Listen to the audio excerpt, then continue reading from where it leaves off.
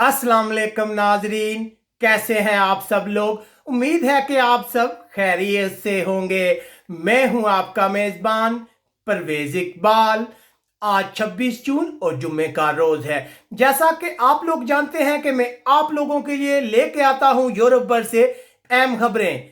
आज के इस खबरनामे में हम बात करेंगे यूरोपीय मुल्क स्पेन से अच्छी खबर, इफ्ते की तारीख को बढ़ा दिया गया है, जबकि फ्रांस में शदीद गर्मी के बाद तूफान की पेशन गोई।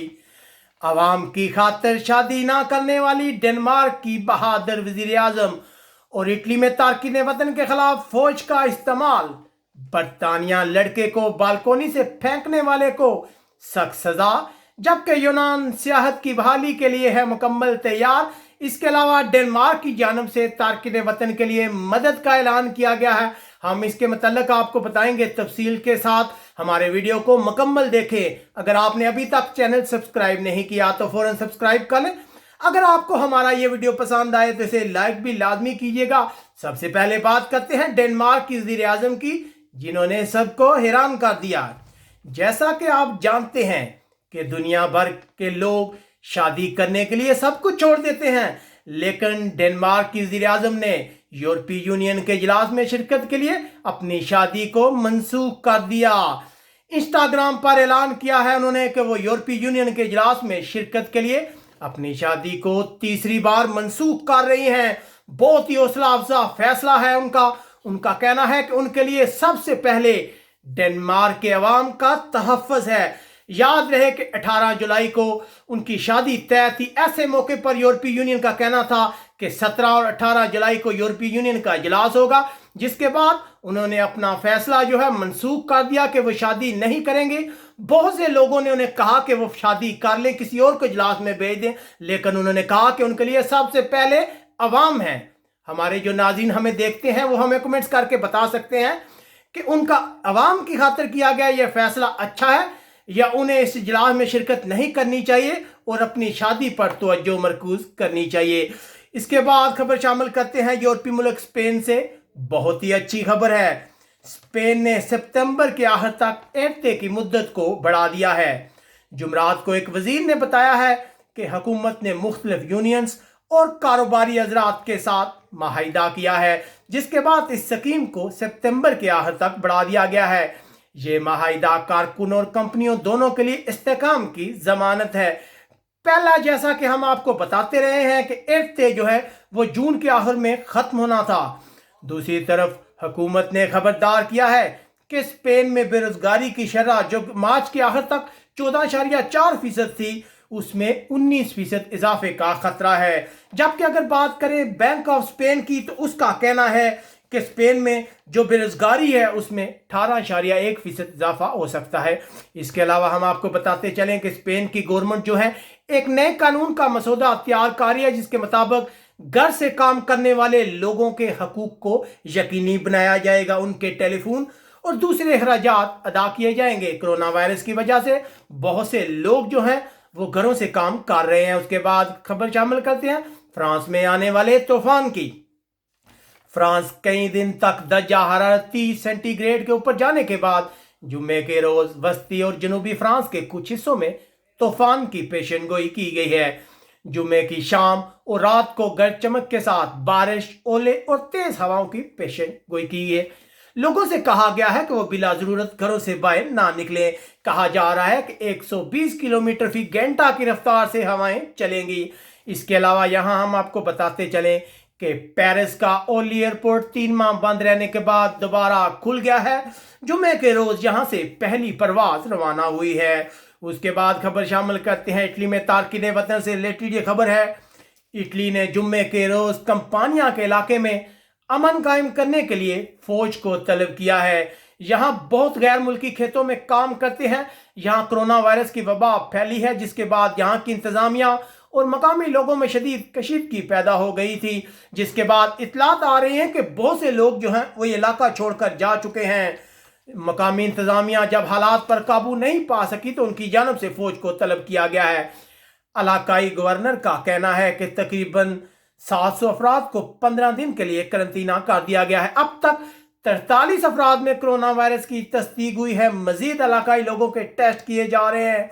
याद रहे कि जुमरात के रोज बहुत से बल्गारिया के शहरी जो यहाँ खेतों में काम करते हैं, उन्होंने एहतजाज करने की कोशिश की। पुलिस की जानब से उन्हें घर जाने को कहा गया था। इन बल्गारिया के शहरियों और इलाकाई जो लोग हैं उनके दरमियान भी कशीदगी की इत्तलात आ रही हैं। इस इलाके में हालात खराब हैं, जिसके बाद अब फौज आ गई है। कहा जा रहा है कि अगर बड़ी तादाद में केस यहां सामने आते हैं तो साहिल समुंदर पर वाक़या इस शहर को मुकम्मल तौर पर बंद कर दिया जाएगा। तमाम शहर को करंतना कर दिया जाएगा। उसके बाद खबर शामिल करते हैं। एक अच्छी खबर नहीं है, अफसोसनाक खबर है। अफसोसनाक वाक़या पेश आया था बरतानिया में, लंदन के टेट मार्डन के इलाके में। एक लड़के को बालकोनी से फेंकने के इल्ज़ाम में एक शख्स को 15 साल कैद की सज़ा सुनाई गई है। जब उन पर यह इल्ज़ाम लगाया गया था तो उनकी उम्र सिर्फ 17 साल थी। उनकी जानब से कत्ल की कोशिश का एतराफ़ करने के बाद उन्हें सज़ा सुनाई गई है। एक वीडियो भी सामने आई थी जिसमें देखा गया था कि उसने कैसे बेदर्दी से एक शख्स को इमारत से नीचे फेंका था, जिसके बाद जख्मों की वजह से शख्स की ज़िंदगी बुरी तरह मुतासर हुई है।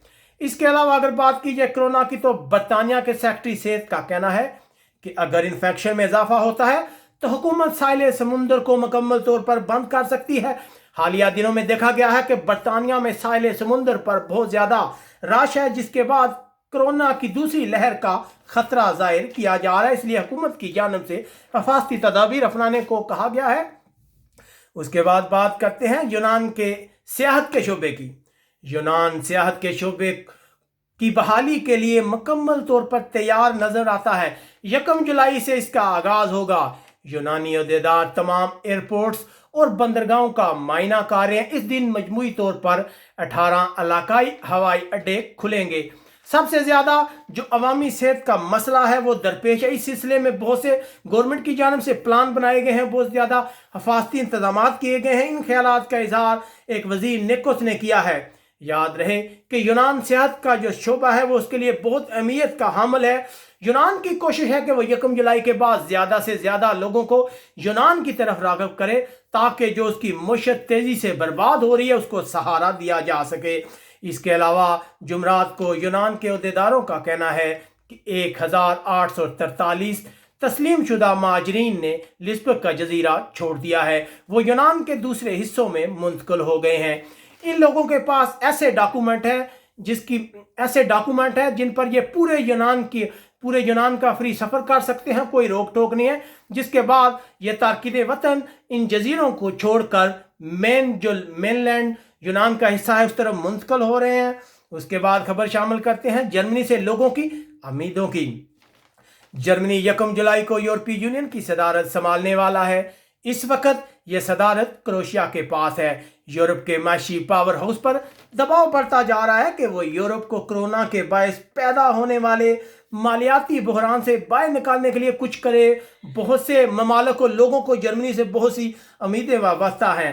अगरचा इससे पहले ये तमाम इजलास ऑनलाइन होते थे, लेकिन मेर्केल ने इशारा दिया है कि वो जुलाई के दिनों में ब्रसल जाने का इरादा रखती हैं। इस वक्त यूरोपीय ममालिक में अगर ख़ास तौर पर बात की जाए इटली और स्पेन जैसे ममालिक की जो बहुत ज़्यादा मुतासर हैं, तो इन ममालिक को जर्मनी से बहुत ज़्यादा उम्मीदें वाबस्ता हैं कि वो उनके लिए माली पैकेज का ऐलान करने में मदद फराहम करेगा।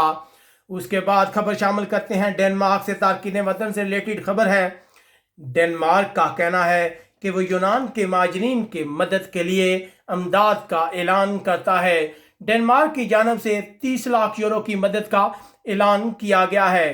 पेश करदा रकम 2020 से 2021 के दरमियान तारकीन वतन और उनके बच्चों की रिहाइश पर खर्च होगी। उनकी अच्छी तरबियत की जाएगी। उनके लिए मज़ीद जो मकानात हैं वो तमीर किए जाएंगे। जैसा कि हम आपको बताते रहते हैं कि इन कैंपों में रहने वाले तारकीन वतन के हालात बहुत बुरे हैं। बहुत ज़्यादा तादाद में तारकीन वतन रह रहे हैं, जिसके बाद आलमी सतह पर यूनान पर तनकीद भी हो रही थी कि वो इन कैंपों में रहने वाले तारकीन वतन के हालात जो है बेहतर करें। अब इस सिलसिले में बहुत से जो यूरोपीय ममालिक है वो यहाँ से लोगों को लेकर भी जा रहे हैं, और जो ऐसा नहीं कर रहे उनकी जन्म से माली इमदाद का ऐलान किया जा रहा है। उम्मीद है आपको हमारी ये खबरें पसंद आई होंगी।